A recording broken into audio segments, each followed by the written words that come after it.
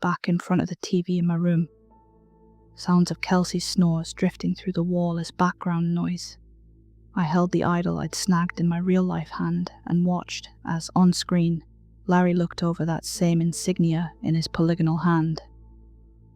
At this point, I had too much on my mind to sweat the supernatural stuff. Said Larry. I am struggling with this one. So is Google, man, I said back. All my attempts to describe or deduce what this was, unsuccessful. He lingered on it. Disquieting. He pocketed it. I will ruminate. Nonetheless, given our lack of progress, I can, if you'd like, try another vision. Yes, please, I said to the TV. Do note that I grow weak and will need further sustenance once this is complete. I nodded. He returned to his back room, again doing his visualization ritual, conjuring up 2 new images this time on the bulletin board. A picture of a poorly drawn stick figure family, and beside it, the picture of a key. Family key? I asked. Family is the key, Larry said, lowering to the floor, presumably low on energy. Is there something going on with your family? I swallowed. Maybe. He leaned against the wall, lowering even more. Sustenance. I need peanut butter. Click. Console off. I pulled out my phone. Begrudgingly, I texted my mom back.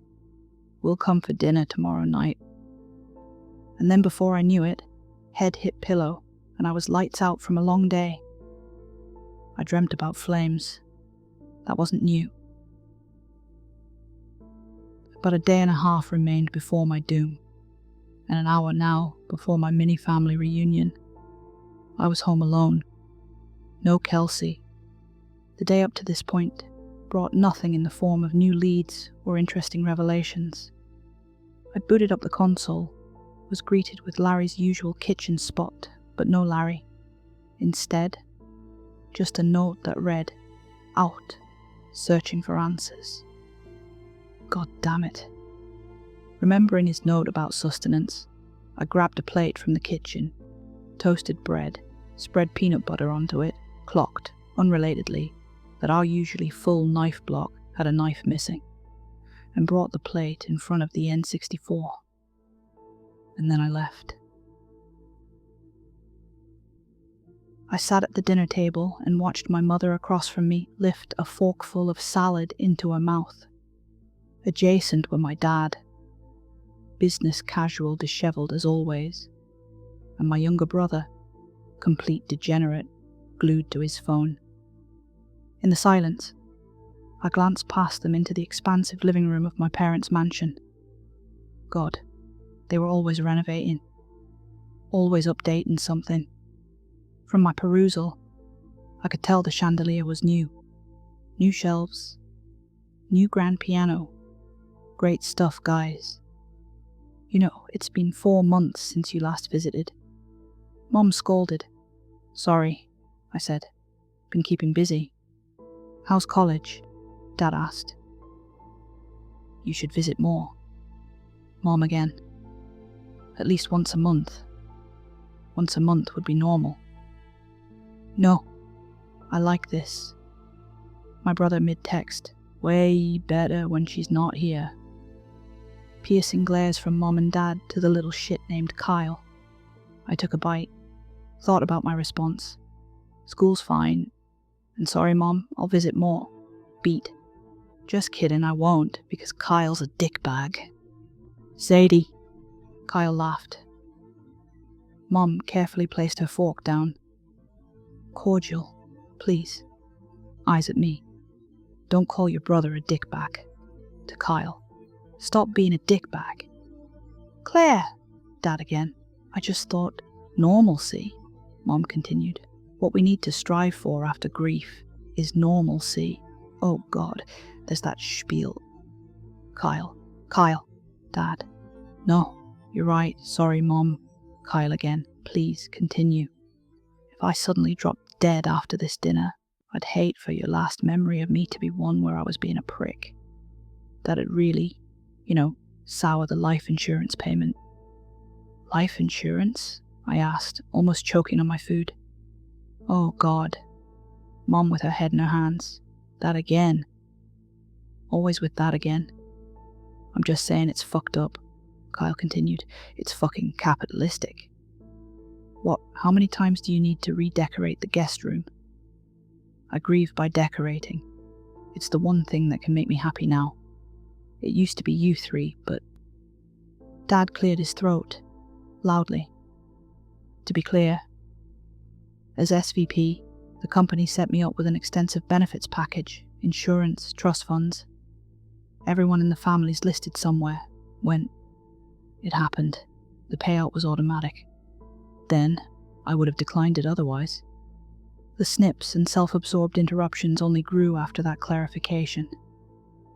As it reached a boiling point, I finally chimed in again. Guys, temperature down. I took a big breath. It's all fine. I'm sorry, Kyle. And Mom, I agree. Let's just have a good meal. Let's focus on normalcy. At the next available reprieve, I went to the bathroom. And that's where I scribbled as many notes as I could. Mom's sus with salad, Dad's sus with life insurance, Kyle. Just fucking Kyle. Anything and everything that came to mind. I heard my phone ring. Unknown caller. I answered. Hello, I whispered. A familiar voice. LeBron. Thank you for leaving me that toast. What?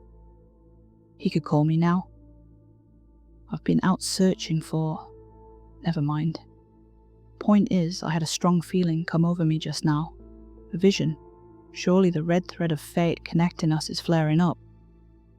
Dude, please talk normal. The house you're in, explore the office. What? What would that? Disconnected. Dial tone. I felt like a ping pong ball, just being battered back and forth, constantly. Nevertheless, I turned my brain and feelings off, and followed his direction. I eased the bathroom door open, tried my best not to make noise, and creaked up the steps to the second floor. Down the hallway, to the room at the end. The only thing remotely close to an office was Dad's study. I entered the master bedroom.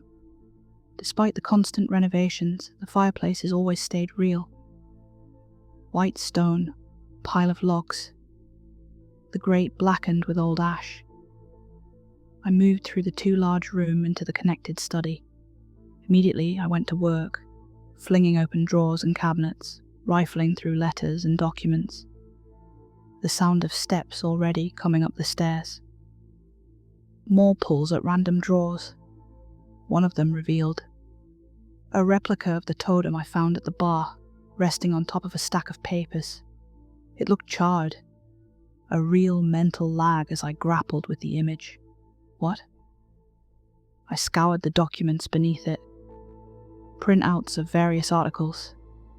Inferno at downtown charity gala claims 50 lives, cause under investigation. 50 dead as fire engulfs city fundraiser. Officials probe faulty wiring.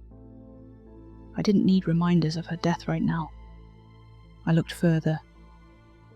Reports from private investigators, survivor testimony, photographs of the scene in the aftermath, strange scrawlings embedded into the walls, CCTV camera footage of distant, blurry figures sneaking into the event, and then a single sticky note lodged onto a random piece of paper, reading, "Was it a ritual?" Steps getting closer. I dropped the material back into the drawer, slammed it shut, shifted out of the study. So, to see my dad, already halfway into the big bedroom. "Sadie," I blinked. "Yeah, sorry, just... what do I even say?" Haven't been home in forever. Decided to give myself a tour, see what maybe changed upstairs. Right. Beat. We have dessert downstairs, if you... Sounds great. I awkwardly walked back down the hall with him. My eyes shot past my old bedroom. Vintage CRT TV there too, because goddammit I'm consistent with my bedroom flourishes. And then, my sister's room, left untouched since the last time she was in there. And I pushed down every feeling I had about that matter. All except for one thought. If her death wasn't an accident, I was going to find out what happened to her. I just needed to make sure I didn't die first. 9 a.m, dawn of the final day. I walked to the 7-Eleven near my apartment, snagged 2 Mars bars, 2 cans of Celsius, and an Italian sub. Back at home, Kesley had holed up in her room. Sick day from work. Good for her, she'd been working hard. I grabbed my own knife of choice from the kitchen. Self-defense for my oblivion. That was 2 missing from the block now. Then, taking page from my forefathers, I returned to my room and engaged in peak millennial degeneracy. Snacks, video games, lighted a bowl. Only thing left on the bingo card was a Pickle Rick reference. Let's do this. I booted up the game, Covington's redemption title screen. I pressed start yet again. Rather than the usual fare, the screen stayed black. A white text box appeared. This place has had many visitors. Most eventually move on, but some linger. You'll be joining them all soon. The screen transitioned to a new location, a dark part of the city streets I hadn't seen before. For the first time since I'd booted up the game, the sun was gone, and there was no sound. Not even the sound of my character's footsteps as I guided them forward. In the far distance, I spotted Larry in his coat, moving further and further down the road to darkness. I trailed. I could only move so fast. Larry, I called, but he couldn't seem to hear me. Larry, I shouted even louder, unconcerned with how crazy I might have seemed to Kelsey through the walls. But it didn't register either. So I just followed him, as precious minutes, then precious hours, ticked away, like it was all some fucked up cosmic joke. Still shrouded in 64-bit darkness, the slow pursuit finally ended. We stood at the large steps of a colossal building. That unnerving choral swelling I heard when I first entered the alley in the game stirred in the background again. Where are we? I asked. Where the answers are, he said. And you would know that how? I whispered, coughing up smoke IRL and momentarily forgetting that he'd literally introduced himself as the psychic lawyer. He stepped forward, and I, now convinced my final moments were going to be in some fucking stupid side quest, followed. Shortly after, we were in the interior of the dark building, equipped with flashlights. Endless hallways with rare torches illuminating where our beams didn't. And as I thought about ways to pull the ripcord, turning the game off, rushing out of my apartment, finding a gun, running into the forest, and aiming at any man, woman, or bear that came within 20 feet of me, he spoke up again. Tell me what happened with your family. There wasn't much point running now, was there? There was a... Damn it, why did I still feel things? There was this big charity gala event. Happens every year in my city. I got 2 tickets by being part of some mailing list, I guess. They were worth a lot. I wanted to sell them. My sister really wanted to go. She cared about this stuff. Said we should go together. Then, I ghosted her the night of. Went to some dumb party and got wasted. It was hard to talk. She still went alone. The venue caught fire, and then she and a bunch of people died. I'm sorry, said Larry. Then, echoing, almost confusedly, a fire. The corridor we were following ended at a large closed door. Beside it was a small pedestal with a prompt flickering above it. "Placebook here." Larry immediately pulled various small notepads and pocketbooks from his coat. None of them registered. I thought for a second, looked over in my real life at the booklet I'd been collecting my useless anecdotes in, and grabbed it with my free hand. I turned to the TV again. My character had it in hand now too. I placed it on the pedestal. The door reacted and opened, revealing even more hallway, but littered with what looked like statues along the way. Mannequins. We kept going, together. Reaching the first mannequin, I clocked that it almost looked like Bryson. My big dumb ex, eyes full white, no pupils. Frozen. A lanyard hung from his neck, the badge inside marked with a red X. "Do you know who this is?" Larry asked. I forged ahead towards another mannequin, slender, dressed smartly. Professor Ward. Eyes clouded white, lanyard with badge indicating that same red X again. Was the game translating the names I'd put into my book and giving answers? I maneuvered further down to a gathering of 3 more lifeless statues all standing in front of a door. Silhouettes that I was able to immediately recognize. My dickbag brother, mother beside him, father beside her. As the background choir's off-key hum reached fever pitch and Larry came up behind me, LeBron, everything started glitching, skipping, cutting to black, cutting to nothingness. In the moments of stabilization, I caught the badges on my family. My brother, X. My father, X. And as it all felt like it was going to collapse, my mother's X, like the rest of them. I walked past the nuclear family and through the door ahead, a sense of finality and dread filling me. Larry followed as we emerged into a grand ballroom. At the front, a podium on a stage before a heavy curtain. Around the room, chandeliers, gold Chiavari chairs, and linen-draped tables. Larry beside me suddenly grabbed his head. He fell to the floor. "Larry? The walls in the room caught fire, wallpaper burning to reveal bizarre inscriptions. Was this the room where it happened? If so, what the fuck did this have to do with anything? The environment around us started shifting. The room's stage was now adorned with that winged, crown-bearing statue with the serpent and the staff. A text box flickered on screen as a cutscene began. To fulfill the ritual and call forth Astaroth's earthly favor, power, wealth, and devotion.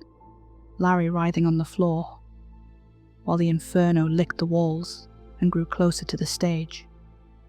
8 devotees were chosen to offer up what they loved most. The blaze closed in on the curtains. 7 were successful, but 1 failed. My attempt to piece together the madness was interrupted by my bedroom door, in real life, opening. I looked back to see Kelsey enter, and with her, Connor. "Yo," she said, not looking too hot. "Homeboy's been worried about you." "What the fuck? Why would you—" I realized how stupid I was sounding. I'm playing my game right now.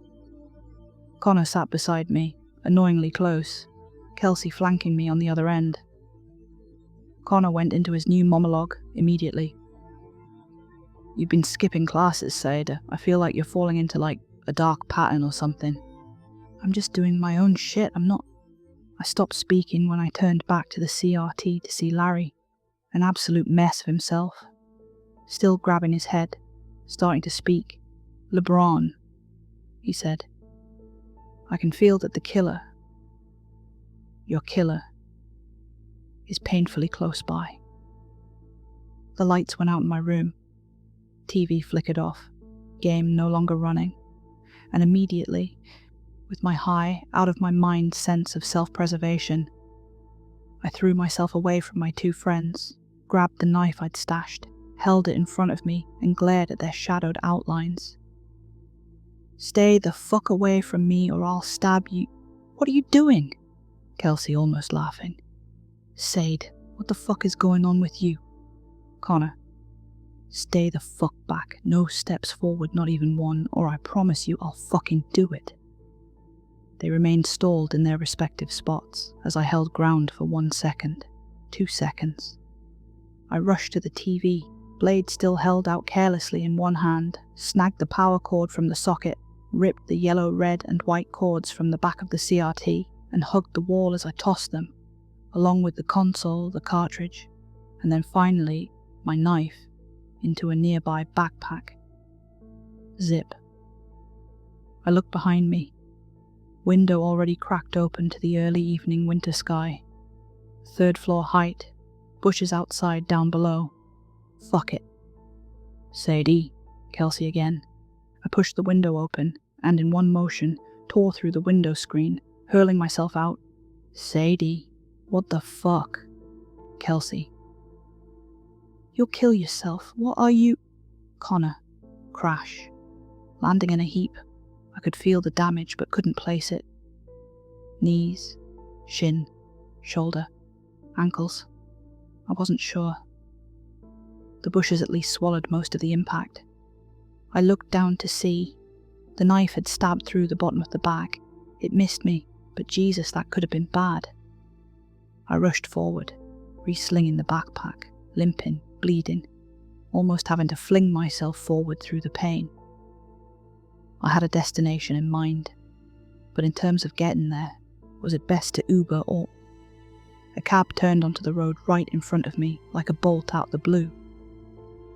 I shouted for its attention, waving my hands, looking crazy no doubt.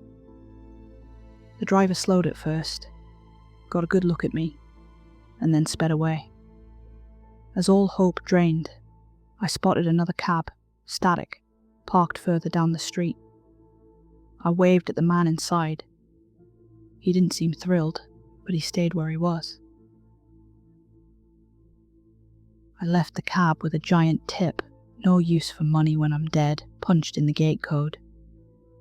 Ran to the door of my parents' mansion, fumbled for the keys, and rushed inside. "Guys? Mom?" More steps. "Dad?" No one seemed to be home.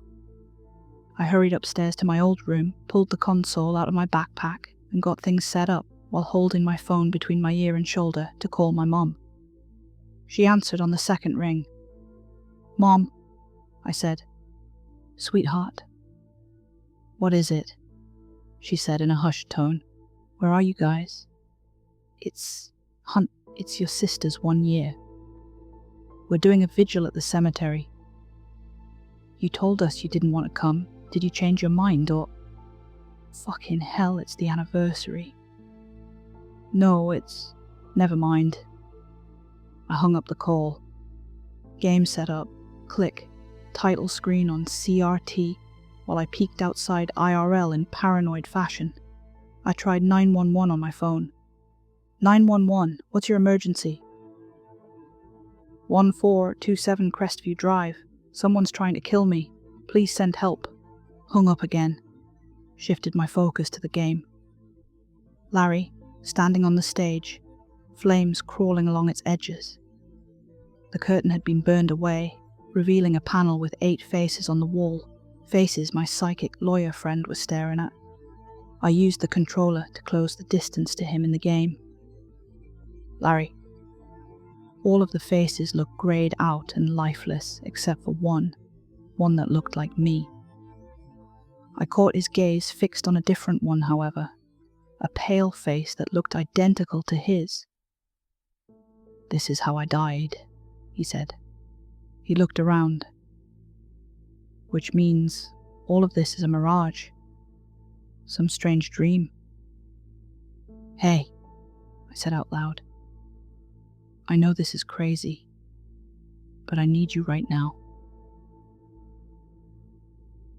Larry, I think whoever killed my sister and killed you, they wanted me there that night. They're trying to get me now. Larry. And as, on screen, characters in dark clothing started entering the blazing gala room, I peeked out the real-life mansion window to see, shifting in the yard, figures in black moving through the darkness past the front door. Shit. Dude, I screamed. Come the fuck on. He finally slowly turned to me. Use the light. What? The lighter. Steps already barreling inside. A moving earthquake. An incoming train of death. I left the room, panicked breathing, repeating his word. Lighter, lighter, lighter. I pulled my lighter out of my pocket, thinking, rushing, looking, trying to spot anything else that would make this make sense. Lighter, lighter, lighter, I repeated, peeking past room after room from the hallway, eventually reaching the master bedroom again. Fireplace. Beside the logs, lighter fluid. I grabbed it. Lighter, lighter, fucking lighter, fucking cryptic motherfucker. I rushed back, opened the bottle, the barrage closing in, and poured the fluid down the top steps of the staircase, reckless and shaking. Figures in dark clothing and ski masks dashed up the steps. I brought my shivering hand with sparked lighter in tow down to the closest flicker of fuel near me, and I brought it to life. The expensive staircase fell ablaze right in front of my eyes. I felt the warmth from my distance, while the intruders felt annihilation. Pained screams, low groans of death, bodies engulfed in a sort of unreality I never imagined I'd see up front, all except for the one who'd gotten farther up before the flames caught, mask and sleeve burning. I backed away into my room from the one remaining attacker who had escaped the staircase death set piece in the B horror film that was my life. I tried to slam the door shut, but he kicked it back open, tossed off his burning black sweater and ski mask, and then Connor, looking less 13 Reasons Why and more Two-Face, tackled me to the floor. His hands around my throat, squeezing. He spoke. I made sure you got those tickets, but you didn't fucking go that night. You're so fucking unpredictable. Connor. He squeezed harder. I'm sorry, he continued, but the ritual needed me to give up who I love. And I love you. And I loved you for so long. And you just never saw me. You killed my sister. It was supposed to be over, and then I'd have a good life. Astaroth was going to give me everything I ever wanted. But still, there was a whole year after that fire. I reached for my nearby open backpack, for the knife inside. A whole year we had to wait to finish it, and during that time, I just wanted to see you change. Wanted you to become a healthier, more lucid person. So you could see that the right guy for you was right here. My fingers just barely reached the knife. I started fading. I squeezed the handle, hard as I could. If you would have just fallen for me, I would have left all of this behind. I would have ditched all of this. I tried to swing, but the energy was gone. The breath was gone. I was falling under. Just the glare of the CRT behind me. Darkness otherwise. I felt the knife slip from my hands. And then, suddenly, Connor's grip loosened on me. My eyes opened to see the knife sticking out of Connor's chest, as if it had been driven through from behind. The knife, gripped by something invisible, slid back out of his chest before vanishing outright. Connor fell back, as I coughed up a storm while reorienting my body to the flood of oxygen it needed. I turned to the glowing TV, to see Larry, standing in the wreckage of the flames and the fallen assailants in the gala room, knife glimmering in his hand. the inferno all but poised to swallow him. "Run," he said. I lifted myself up while the fire in my real surroundings continued its spread. I took a brief look at Connor, who looked like he was fading. I had to ask, "You eat salad? Is that like some sort of key trait about you?" He coughed up blood. "Every day for lunch, you never paid attention." And then he was gone. And then the flames covered his body. And milliseconds after, they had the walls. I looked desperately for the best way out, catching the N64 and the TV falling to sparks and embers as well. "No!" I screamed, grabbing the burning cartridge and feeling the sting in my hand. I stared down the only painful way out, my second required jump out of a window from elevated height today. I readied myself and then crashed through one more time with Covington's burning redemption in hand, landing with a thud to the front yard, shards of glass travelling with me, and as I did land on the frigid winter ground, I was absolutely sure this time that I broke something. Still, now outside, I desperately blew on the cartridge, hot potato in it between my hands to try to preserve it, pressing it against the cold winter grass to see if that would help, until eventually the flickers of fire faded. And that's when I looked up and spotted Kelsey, knife in her hand, running up the driveway right towards me with the intensity of a bride with the cold feet. "Oh God," I said. "Just fucking kill me then." She stopped right in front of me. "What the fuck is wrong with you? Are you like into arson now or something?" "Why do you have that?" I pointed at the knife. "This?" She looked incredulous. "I grabbed a weapon because all fucking week I've been seeing people in dark get-ups and ski masks follow me fucking everywhere." I pointed to myself. "They were for me, actually. What kind of nonsense have you gotten yourself in?" "It's done now," I said. I turned to look back at the mansion, which was now nearly consumed by fire. Something about the sight seemed to drain all detachment from me. As the sounds of sirens grew closer and the blue light of the police cars bounced off the mansion's walls. "That's how my sister died," I said, finally crying after a year of no tears. Kelsey ruffled my hair. The fire grew and grew. "Your parents' mansion really got fucked up. It's fine, I'm sure they have insurance for it." Feeling an inkling, I pulled something out of my pocket. That totem, with the strange, winged, crowned figure. Astaroth. I tossed it into the fire of the mansion. I was in my room, my left foot in a cast.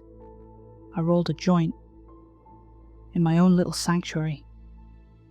It had been a few weeks since that night, since the insane fallout of discovering what that crazy Astaroth-worshipping cult was up to. Cops, insurance, and all sorts of small reconciliations. Kelsey was out on date night. To her credit, she'd helped me make today's toast. It was sitting on a plate next to the console. Not expecting much. I blew into the cartridge, stuck it into the new, rather expensive N64 I purchased off Facebook Marketplace, and turned it on. Nothing at first. I let out a disappointed sigh, until I saw a faint signal. Static lines flickering across the screen, the TV registering something.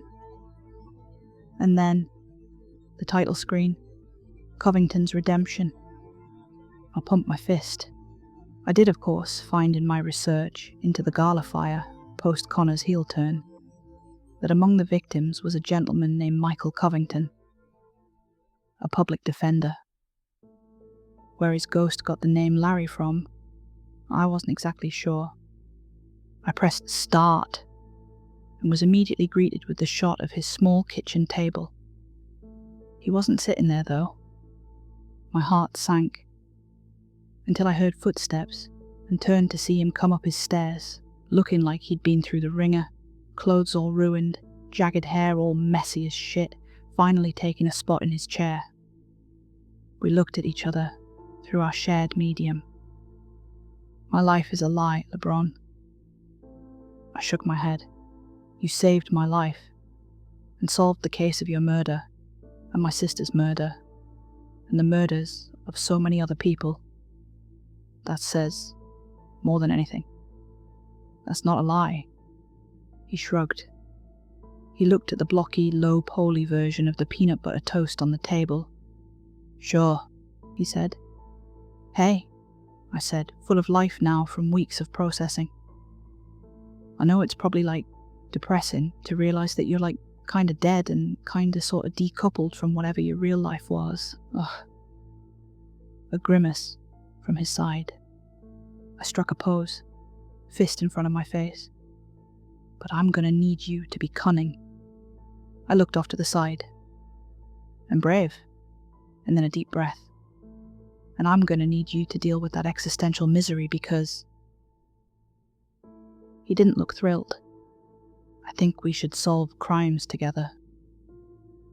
We stared at each other for way too long, until finally, I saw the subtlest smile come across his face.